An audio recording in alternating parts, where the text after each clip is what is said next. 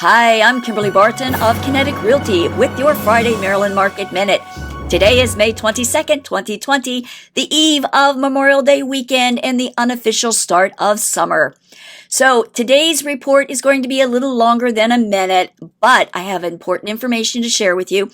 So I wanted to make sure I rolled it all in. I'm getting lots of questions and feedback from my reports. Want to make sure I answer some questions. If they're not answered in this report, message me, call me, text me, smoke signal me. I want to make sure you have all the information you can possibly have to make smart decisions. Since last Friday's report, we had 817 new properties listed to come soon. 1,893 went active. 904 went under contract, 1,483 are pending to go to settlement, and 1,390 did close. So I'm breaking down Maryland into three areas because that's how the statistics are segregated. We're going to start with the first and largest area of Maryland, and that is the Baltimore metro area. Now, Baltimore metro area includes 7 areas. This is Anne Arundel County, Baltimore City, Baltimore County, Baltimore Metro, Carroll County, Harford County, and Howard County. So overall, the Baltimore metro area is doing fairly well. It is seeing about a list to sale ratio of a 98%. Really good, very strong. Average days on the market over the last 5 years for the Baltimore metro area has been about 51 days before a contract is received. That's dropped to 38 days on the market. That means properties are going under contract faster than they were over the past 5 years. And the Baltimore metro area typically carries about 9,400 properties at any given time during this period. It's only down to about 6,700. Another thing we're seeing is prices have increased 9.1% over last year's prices, and just from March, 2.7%. Prices are going up. So the next largest market we're going to hit is the Maryland suburbs. That includes Prince George's County and Montgomery counties. So in these two counties combined, we're also seeing the same stats. We're seeing that list to sale ratio is just under list price. Also seeing that over the past 5 years, days on the market have averaged about 34 days. That dropped to 26 days until contracts received. We're also seeing that on average, the Maryland suburbs have about 3,800 properties on the market at any given time during this time.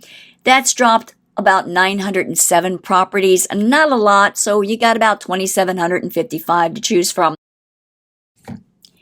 So what we're seeing is prices are up from last year this time, 8.7% and 5.8% over March 2020.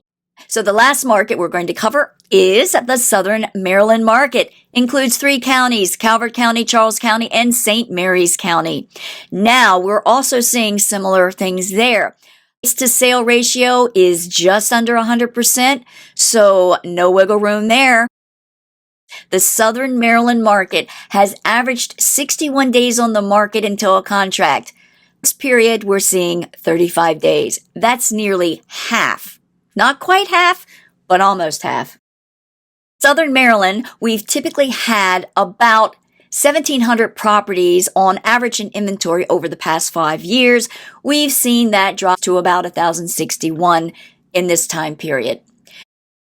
However, we have seen a 10.2% increase in list price over last year.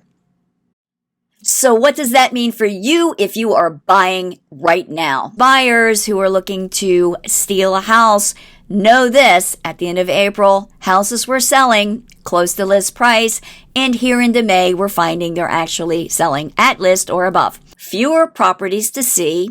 You need to make a decision more quickly, and you need to make a strong offer right out of the gate.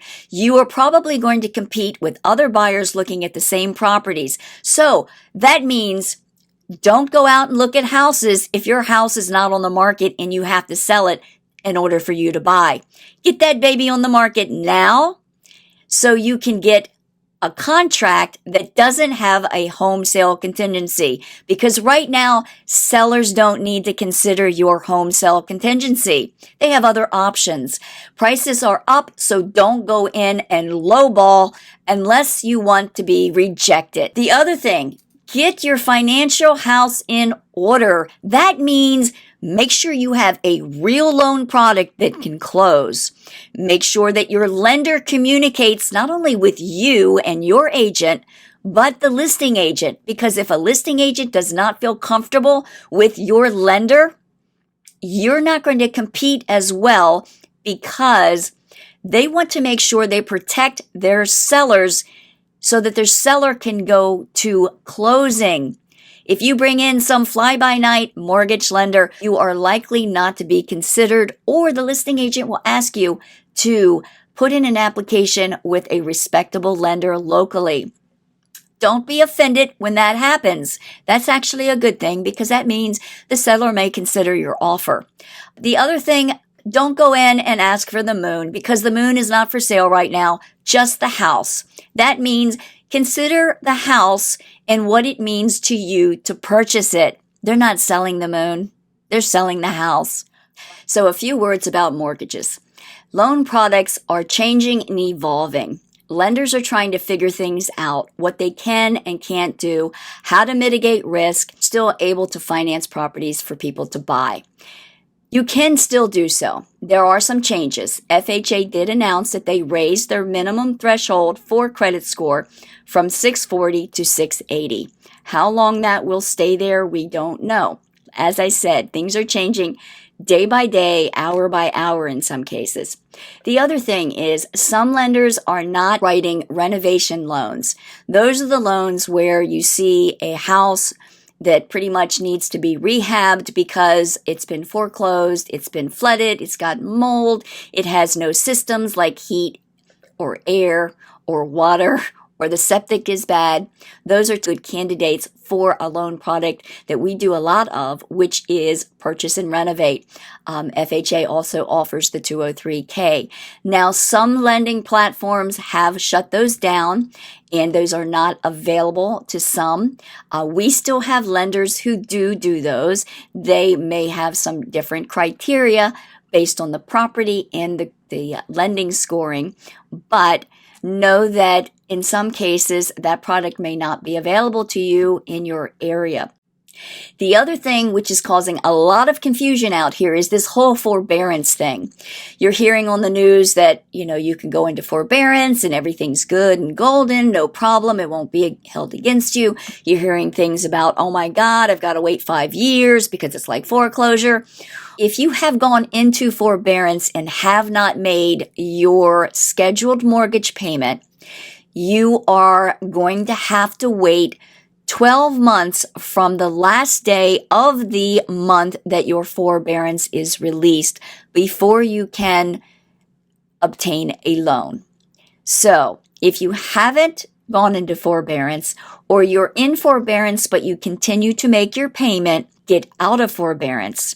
If you're looking to purchase a home, again, there's a lot of information out there, and I'm trying to make sure that we're getting clear information from all facts and sources. We will be doing a really comprehensive workshop coming up soon. Be sure to keep your eye out for the notification. If you have liked, subscribed, or following us, you will get notified of this coming up. We're putting together some amazing things, and I'm so excited.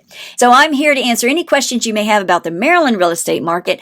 And if you have any questions regarding your area and you don't live in Maryland and you're not moving to Maryland, hit me up anyway, because I have resources all over the world I work with who can help you get the information you need. Be sure to like, subscribe, and share to get all the information. And thank you for watching. Thank you for being a part of my ecosystem, and have a super weekend. Be safe out there, and I'll see you next week. Take care.